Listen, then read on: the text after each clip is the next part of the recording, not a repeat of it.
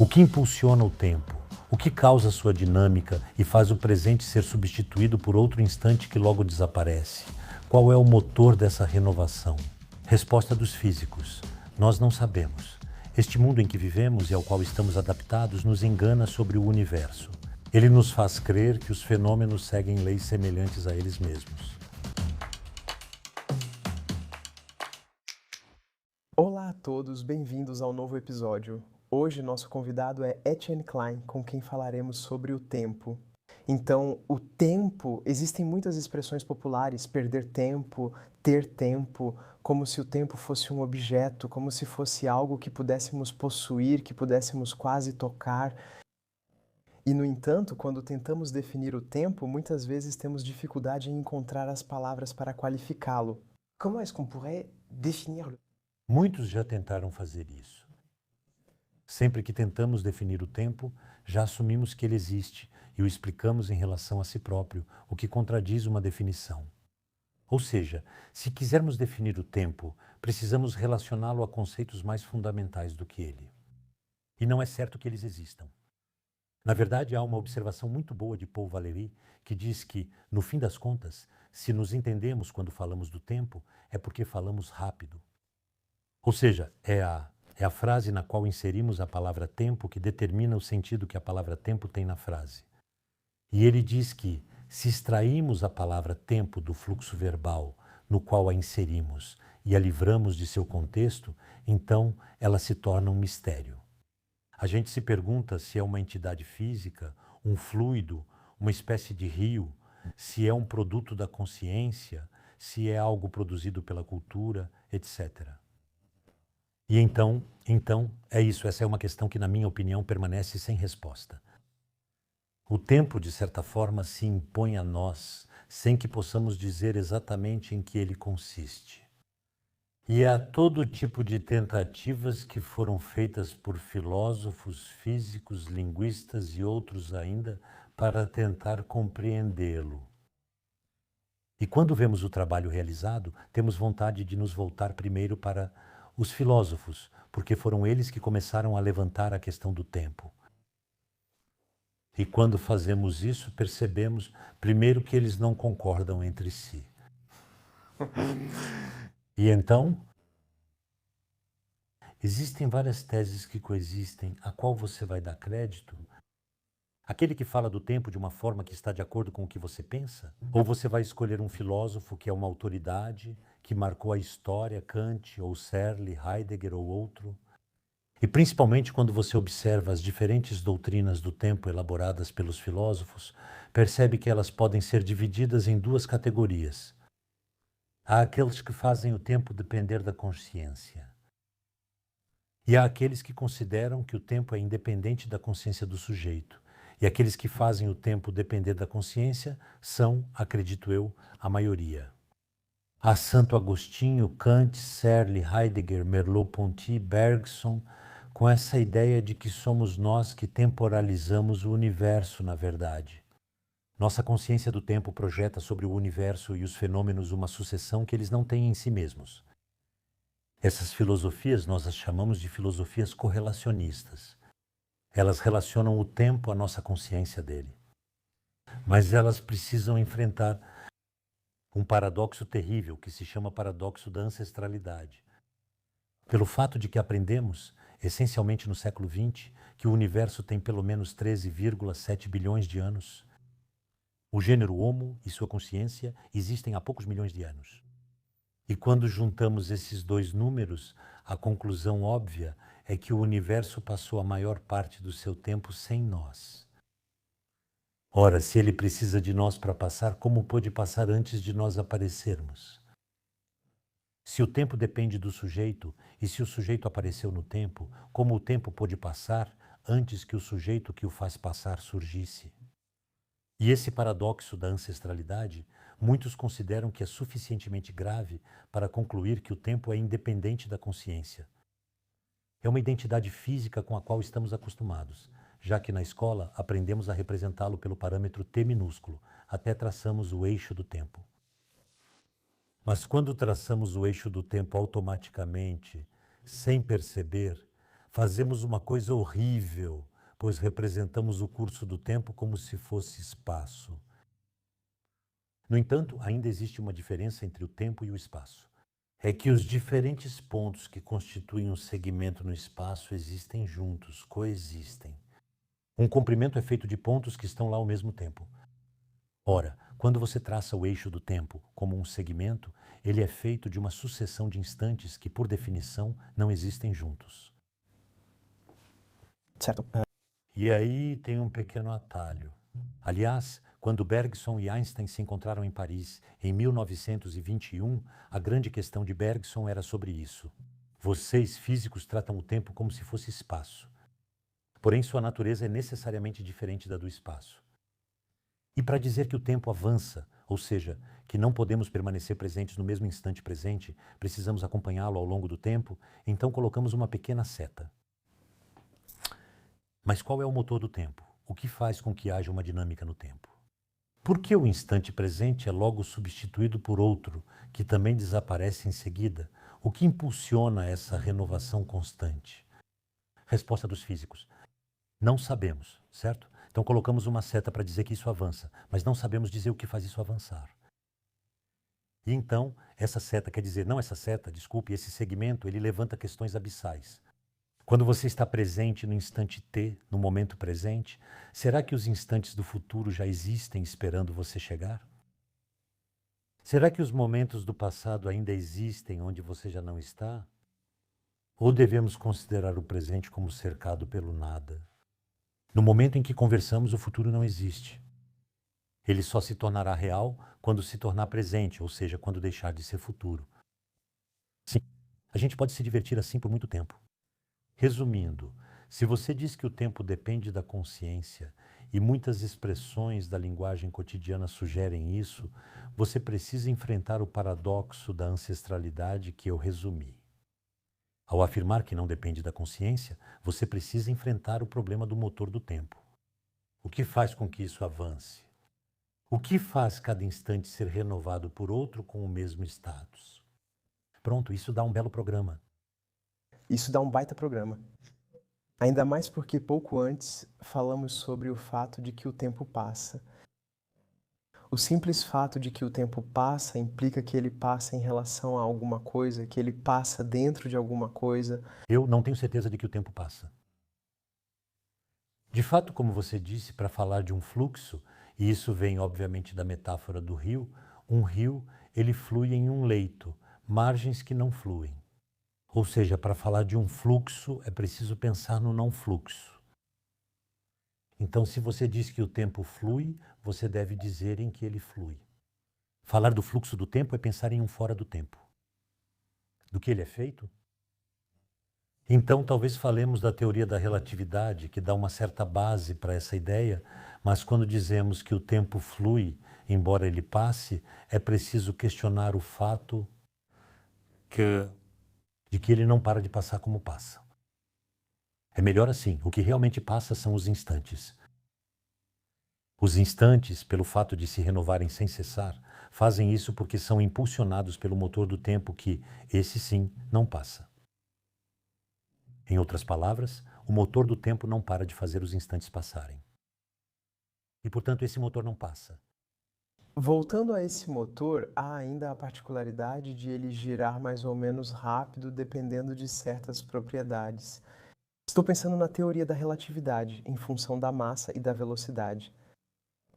Como podemos conciliar isso com uma visão coerente do que é o tempo? Olha, esse é um assunto que me preocupa porque, de fato, falamos do tempo como se ele tivesse uma velocidade. Uma velocidade que varia conforme a velocidade do observador no espaço, como no exemplo da relatividade restrita. Como você define a velocidade do tempo? Vale lembrar que uma velocidade é uma derivada em relação ao tempo. A velocidade de um carro é a distância que ele percorre em um certo tempo. Você divide uma distância por um tempo, uma duração. No caso do tempo, qual é a velocidade? Isso não faz sentido. Dizer que o tempo tem velocidade, isso significaria que ele muda seu ritmo de passagem em relação ao seu próprio ritmo de passagem. Isso é uma tautologia, não faz sentido. A única maneira de falar em uma velocidade do tempo é dizer que ele avança 24 horas a cada 24 horas. Isso não adianta muito, certo? Então não existe velocidade do tempo. Aliás, um dos dramas da divulgação científica é que tentaram, pelo menos na França, apresentar a teoria da relatividade de Einstein como se fosse uma evolução e não uma revolução. Disseram que o tempo e o espaço são como em Newton, mas a velocidade do fluxo do tempo depende da velocidade do observador no espaço. Essa frase ainda aparece em livros do ensino médio e aulas de filosofia. A velocidade do fluxo do tempo depende da velocidade do observador no espaço. Então, para começar, velocidade do fluxo do tempo, eu não sei o que isso quer dizer. Como os estudantes entendem essa frase? Eles pensam, no final das contas, estamos os dois na mesma sala. Podemos cronometrar com nossos relógios o tempo que levamos para ler um livro e então a gente cronometra. Levamos 2 horas para ler um livro. Então, imagine que você, ou melhor, eu, tudo bem, eu me sacrifico. Eu parto em uma nave espacial a uma velocidade que é, sei lá, metade da velocidade da luz. Eu levo comigo livros do mesmo tamanho, levo meu relógio e penso, porque eu li isso, que a velocidade do passar do tempo depende da velocidade do observador no espaço. Muito bem, então eu parto no foguete e estou me deslocando no espaço, certo? Sim. Então a velocidade do passar do tempo para mim deve ser diferente. Bem, não, eu faço a experiência, leio um livro do mesmo tamanho com meu relógio e na nave eu vejo que levei 2 horas, como aqui, para ler o livro. Na verdade, a teoria da relatividade se chama relatividade porque ela se baseia no princípio da relatividade de Galileu, que diz que o movimento é como nada. Então, quando você está em movimento no espaço, tudo acontece como se você não estivesse em movimento. Você não pode se mover em relação a si mesmo. Sim, certo? Então é isso. No foguete, ele é um referencial como este estúdio, então tudo ocorre como se você estivesse aqui. A diferença entre Galileu e Einstein, desse ponto de vista, é que eu, quando voltar da minha viagem, que vai durar, no meu relógio, não sei, 2 anos, quando eu voltar aqui, você já vai ter morrido. Não porque você terá uma vida mais curta que a minha, mas porque o meu tempo estará desincronizado do seu. Quando lemos o que diz Einstein, não é que exista um tempo universal, cuja velocidade de passagem depende da velocidade do observador no espaço. Ele diz que há tantos tempos próprios quanto há referenciais diferentes. Cada observador tem seu próprio tempo. Eu tenho o meu, você tem o seu. Nós dois chegamos na hora ao encontro que marcamos hoje, porque nossos tempos próprios estão sincronizados. E por que eles estão sincronizados? Porque nossas velocidades de deslocamento no nosso mundo são insignificantes em relação à velocidade da luz. Eu vim de carro, vocês vieram não sei como, talvez entre o momento em que marcamos o encontro e hoje vocês tenham pegado um trem, talvez um avião, e mesmo assim nossos relógios continuaram sincronizados. Por quê? Porque mesmo viajando de avião, nossa velocidade é insignificante comparada à da luz. Mas se nossos deslocamentos pudessem ser feitos a velocidades não insignificantes em relação à velocidade da luz, por exemplo, a metade da velocidade da luz, não poderíamos marcar um encontro. Nossos tempos próprios se desincronizariam de modo que nossos relógios respectivos não marcariam o mesmo horário para o nosso encontro. É possível voltar no tempo? Não. Disso nós temos certeza. Primeiro, o que significa voltar no tempo? Estamos em 2025. Para qual época você quer voltar? Em 1800? Antes dos seus pais nascerem, sim. Ok, mas talvez você faça isso lá. Primeiro, será que você aguenta psicologicamente? Quando você volta ao passado, você conhece o resto da história entre 1800 e 2025. Ou você é como as pessoas da época, ignorante do que vai acontecer depois? Sim, já não é a mesma experiência. Se você conhece o resto da história, jamais suportaria viver em 1800. Você iria ao dentista em 1800. Você tem certeza de que teria coragem de ir ao dentista em 1800 ou de fazer uma cirurgia sabendo que hoje em dia é possível ser operado com anestesia? Você não suportaria as condições daquela época se soubesse que depois elas foram melhoradas. Depois, existe na física um princípio muito fundamental chamado princípio da causalidade. É um princípio que diz, basicamente, historicamente, que todo evento tem uma causa que o precede. Todo evento, no final das contas, é o efeito de uma causa que veio antes dele. Portanto, há uma ordem obrigatória entre a causa que ocorre antes e seus efeitos. Esse princípio de causalidade impõe, mesmo na física clássica, que o tempo não pode formar um ciclo. Imagine, o tempo é cíclico, então ele forma ciclos. Existe uma causa A que chega aqui, no ponto A, que gera um efeito B. Um pouco mais tarde, e indo para o futuro do efeito, você volta para o passado da causa. Então o efeito pode anular a causa que o produziu. E você imagina, voltando no tempo para 1800, você pode impedir o encontro dos seus pais. Isso é complicado para você. Disseram que o tempo é linear para evitar confusões nas famílias. Linear não quer dizer que ele segue em linha reta. Isso quer dizer que cada instante que acontece é um instante inédito. O tempo não passa duas vezes pelo mesmo instante. Então, o fato de dizer que o tempo é linear e não cíclico já é uma restrição imposta pelo princípio de. Como você certamente sabe, o princípio da causalidade vai passar por todo tipo de imprevistos, especialmente com a mecânica quântica e também com a termodinâmica. E então, no final das contas, finalement, dissolvemos a noção de causa na noção de lei. Não dizemos que corpos caem por seu peso, mas que há uma lei da gravitação. E, finalmente, o princípio da causalidade em sua versão moderna é se emancipar da ideia de causa. Ele diz simplesmente, se um evento ocorreu, permanecerá eternamente verdadeiro que ele ocorreu. Em outras palavras, você não pode desfazer posteriormente a verdade de um evento que aconteceu.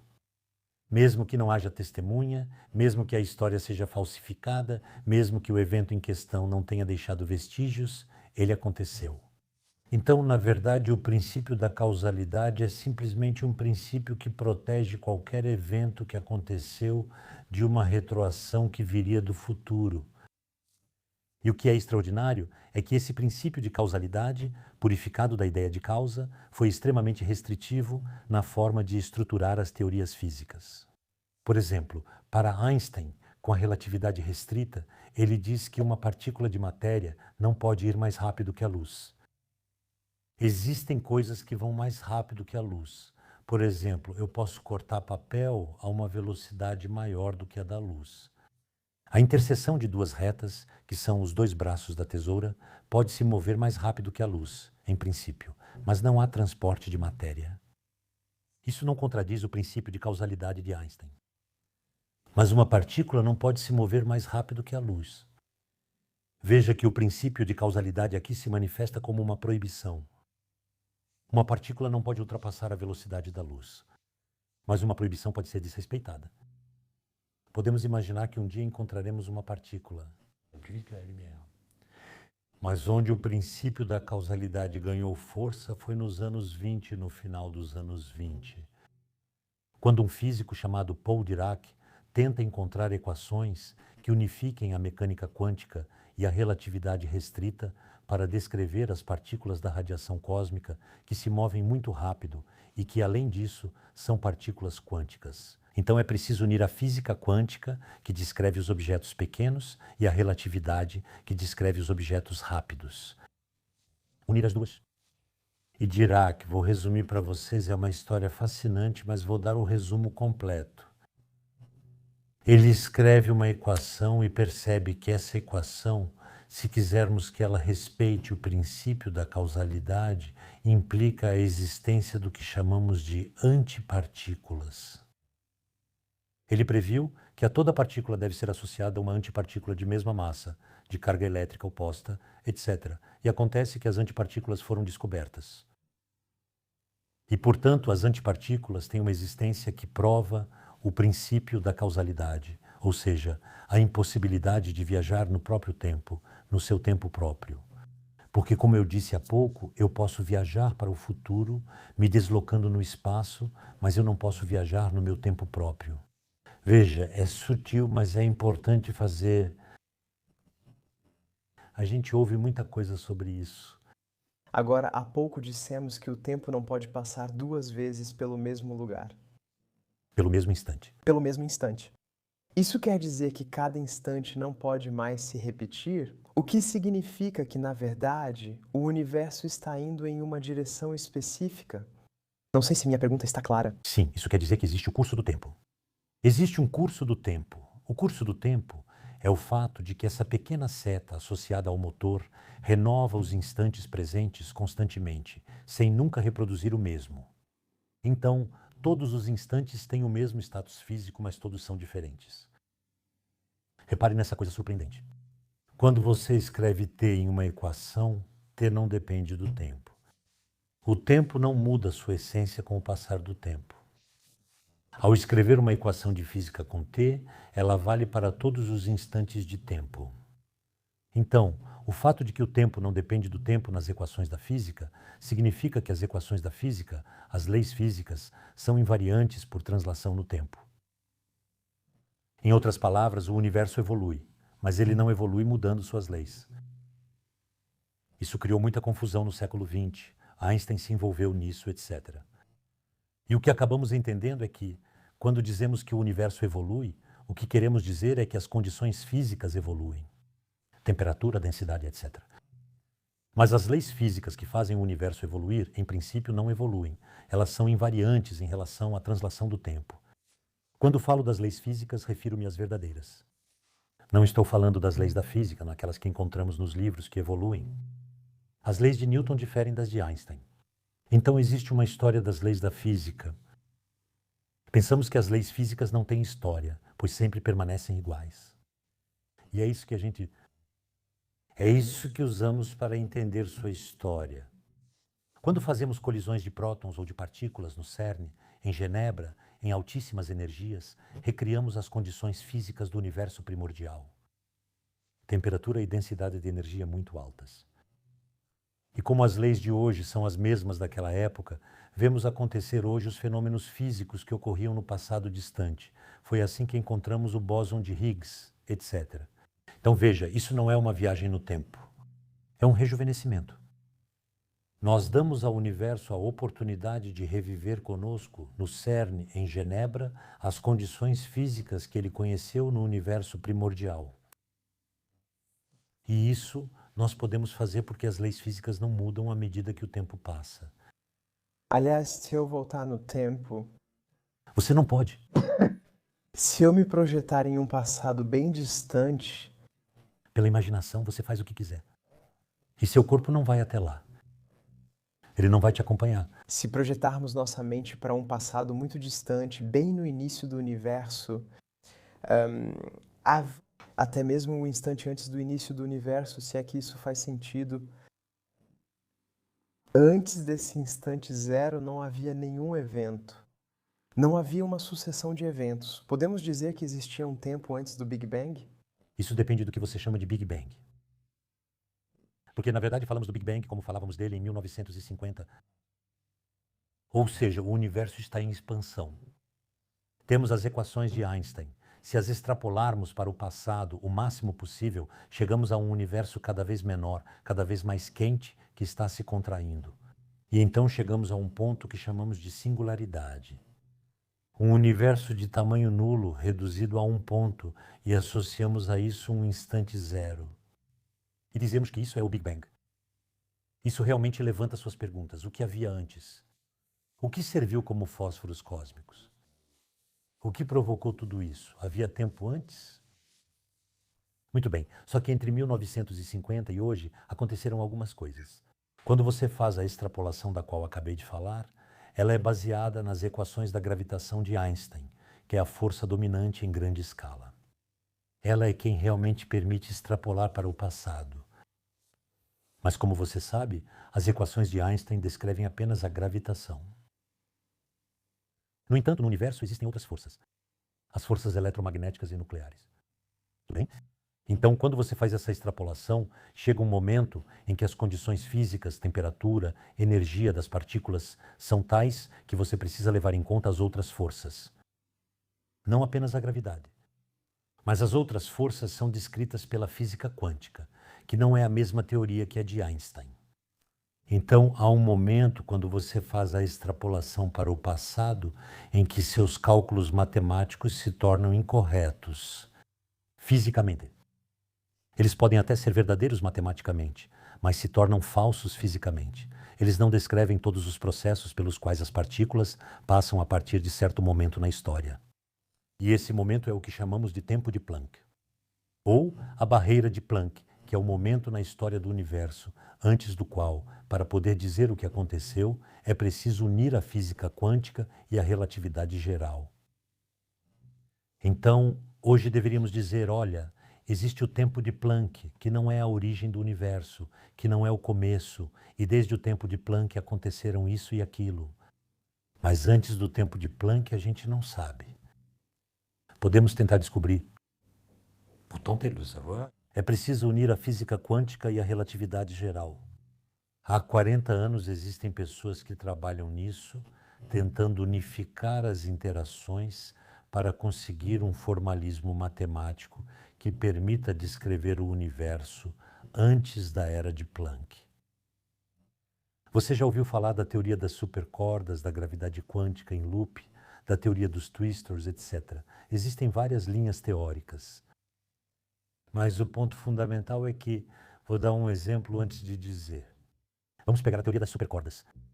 Ela descreve partículas como cordas em um espaço-tempo com mais de 4 dimensões. Mas ela diz principalmente que deve existir no universo uma temperatura limite. Pois em todo ponto do espaço e em todo instante do tempo, a temperatura no universo não pode exceder um certo valor que é muito grande, mas que é finito. Basta eu dizer isso para que o instante zero dos antigos modelos do Big Bang passe por maus bocados. Por quê? Pois a ele era atribuída a temperatura infinita. A teoria das cordas afirma que nunca houve temperatura infinita. Então esse instante zero é uma ficção. O que diz a teoria das cordas quando a aplicamos ao que havia antes da barreira de Planck? Ela diz que havia um universo anterior que estava em contração, que estava esquentando. Ele atinge a temperatura limite permitida pela teoria. Ele não pode mais se contrair, pois isso o deixaria ainda mais aquecido. Então ele rebate em si mesmo. E então o Big Bang não é mais uma singularidade com um começo ao qual associamos o instante zero. É uma transição de fase entre o universo de antes e o universo de depois. Esse é um exemplo. Você vai dizer que a teoria das cordas está errada, e provavelmente está. A conclusão está errada porque se baseia em uma teoria que não é a correta. O ponto importante é que qualquer que seja a teoria que você escolha para unir a física quântica e a relatividade geral, e se tornar capaz de descrever o que aconteceu antes da barreira de Planck, a singularidade inicial desaparece. O que isso significa? Significa que não temos prova de que o universo tem uma origem. E também não temos prova de que ele não teve uma origem. Então, é uma questão em aberto. Aliás, só um parêntese. Qual é o sentido da palavra origem? Se eu perguntar sobre sua origem, você vai me falar dos seus pais, dos seus avós, talvez do país de onde você vem. Enfim, você vai me contar uma história na qual você não está presente, mas da qual você é o resultado. Então, a palavra origem na linguagem comum significa conclusão. Dizer a origem de uma coisa é contar a história da qual essa coisa é a conclusão. Então, podemos perfeitamente descrever a origem dos átomos. Por exemplo, explicando as reações nucleares que ocorreram nas estrelas e das quais os átomos são o resultado. E aí, isso funciona muito bem.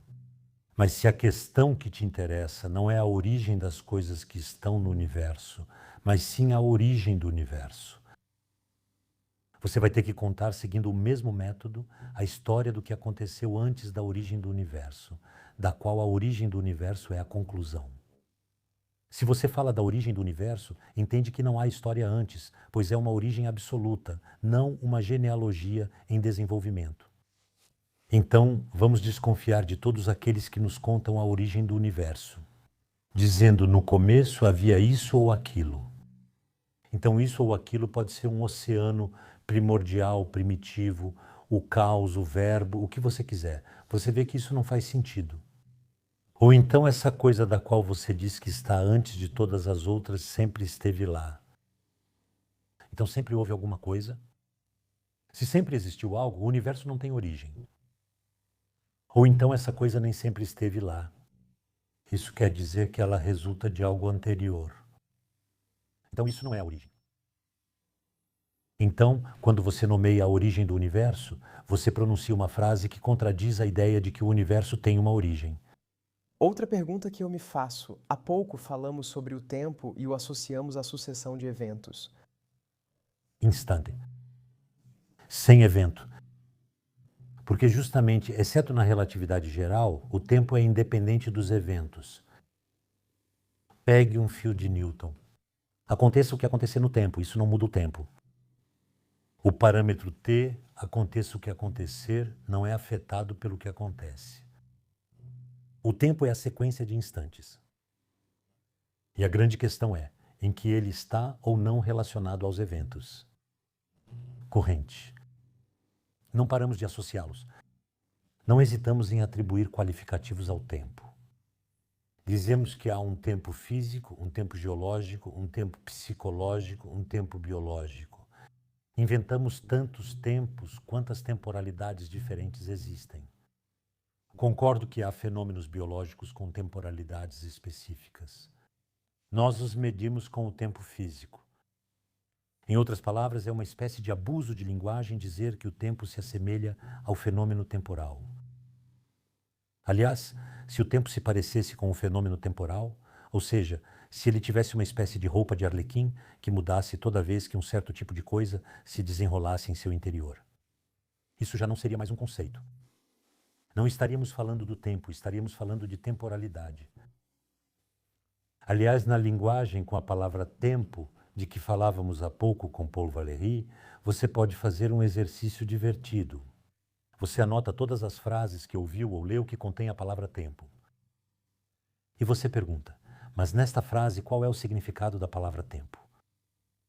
Você verá frases em que tempo significa duração. A duração. Isso não é a mesma coisa que o tempo. O tempo cria a duração, mas não são a mesma coisa. A duração não é a mesma coisa que o tempo. Existem frases em que a palavra tempo vai significar causalidade. Frases em que vai significar simultaneidade, sucessão, mudança, devir, velocidade, etc. São muitas palavras para um termo só. Okay? Então, a grande questão é, a partir de que ponto de vista poderíamos fazer um trabalho crítico sobre a linguagem? O que Paul Valéry chamava de uma limpeza da situação verbal. Como é que se limpa a linguagem para que ela fale do tempo levando em conta o que sabemos sobre ele? E aí isso não é fácil.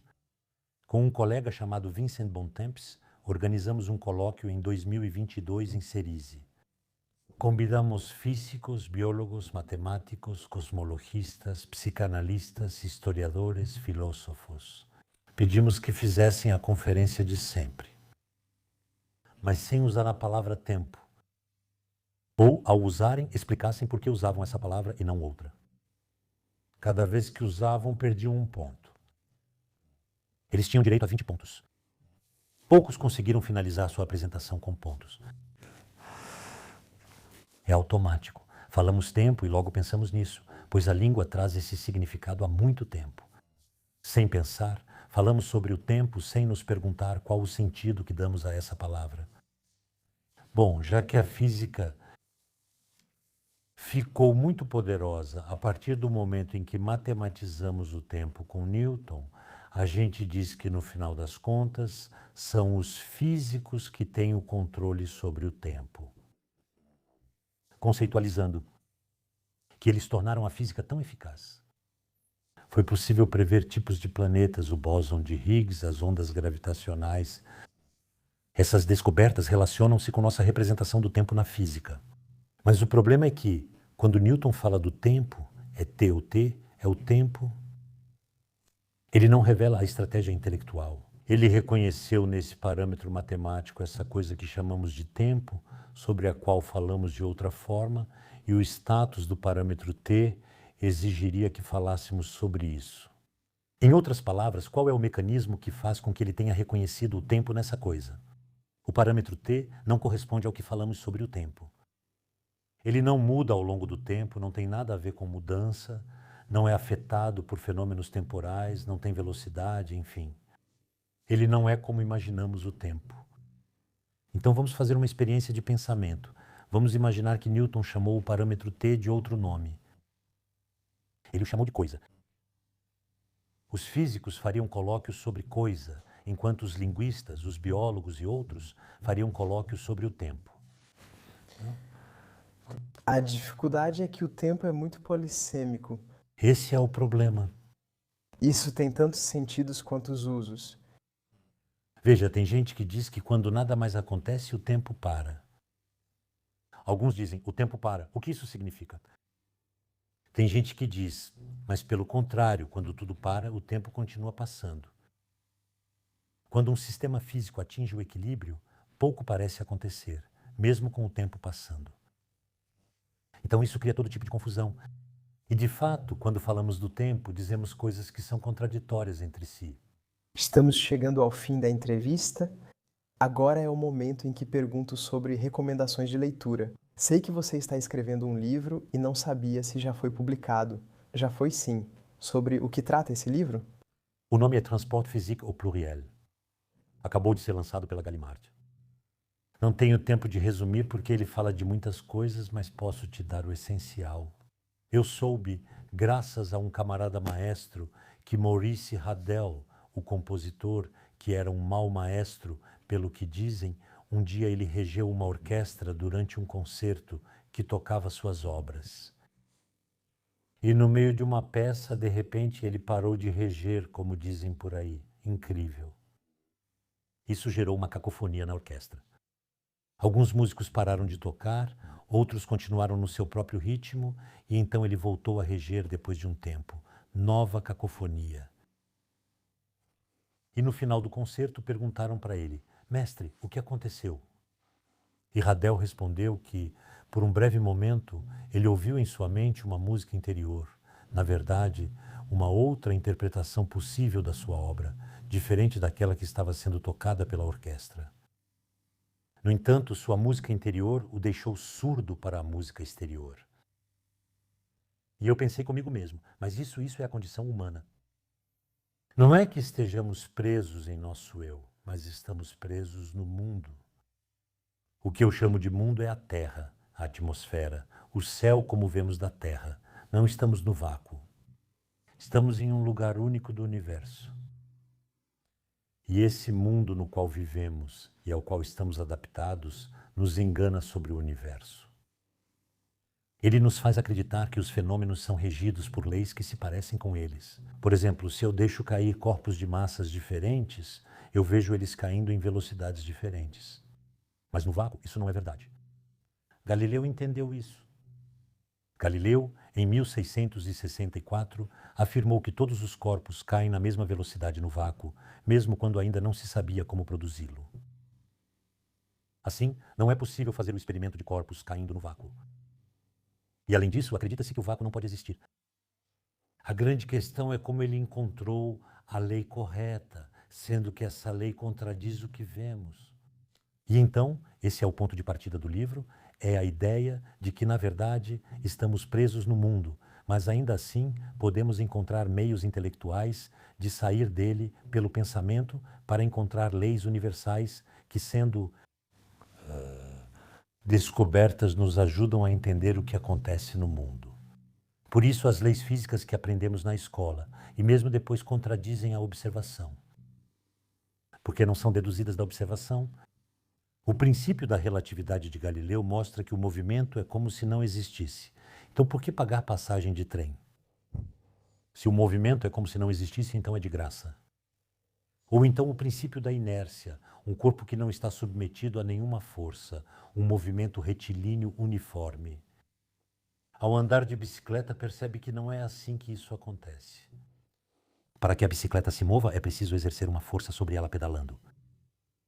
Então, as leis físicas, as verdadeiras, são leis que são paradoxais, porque elas contradizem a experiência que temos do movimento. E depois, é preciso entender como leis que contradizem o que vemos explicam, mesmo assim, o que vemos. No caso da bicicleta, você pedala e isso faz a sua bicicleta andar. Se você parar de pedalar a bicicleta, se não houver atrito das rodas, nem resistência do ar, e se o terreno for plano, você poderia continuar em linha reta a uma velocidade constante. Mas nós não estamos no vácuo, existe atrito. Então somos desacelerados por forças que se opõem ao movimento. O princípio da inércia não é observado diretamente. Ele está, de certa forma, disfarçado pelas condições muito específicas que são as nossas neste mundo. Na verdade, a Terra é um lugar muito particular. Veja, por exemplo, o céu. Os gregos o observaram. Todas as civilizações olharam para o céu que aparece. É o cosmos, ordenado, estável, estrela fixa. Olhe para os gregos. O céu estrelado, a Via Láctea, é a matriz que vai servir de base para o pensamento. É um modelo para o pensamento. Mas isso é simplesmente porque a gente não vê muita coisa. Se tivéssemos detectores de partículas como os que temos hoje, veríamos que o céu é uma verdadeira confusão. É muito violento. Muito, muito violento. Há fusões de buracos negros. Ondas gravitacionais viajam na velocidade da luz. Há radiações invisíveis que percorrem o espaço. Detectamos, não faz muito tempo, no fundo do mar Mediterrâneo, ao largo da Sicília, a 3.500 metros de profundidade, graças a cabos que continham fotomultiplicadores, uma partícula que atravessou, que tem tanta energia quanto uma bola de ping-pong lançada em alta velocidade. Ela vem de outra galáxia. Uma única partícula muito leve, provavelmente um neutrino, com energia equivalente à de uma bola de ping-pong. Contém bilhões de partículas. Então a gente sabe, não sabe de onde vem, mas sabe que o fenômeno físico que produz esse tipo de evento é de uma violência colossal. E essa violência nos é escondida, porque nossa visão, por ser limitada às frequências da luz, mascara muitos fenômenos, que são reais, mas invisíveis. Imagine que Aristóteles ou Platão tivessem nossos detectores. O pensamento grego seria diferente. Teria sido bem diferente. De qualquer forma, vamos colocar esse livro na descrição para todos que tiverem interesse em ler. De qualquer forma, obrigado, Etienne. Obrigado, foi um prazer. E desejo um bom dia aos leitores da Science NV. Eu não teria me tornado físico sem a Science NV. E eu não teria feito esse podcast sem o seu exemplo. Então, na verdade, o ciclo se fecha aqui. Obrigado a você.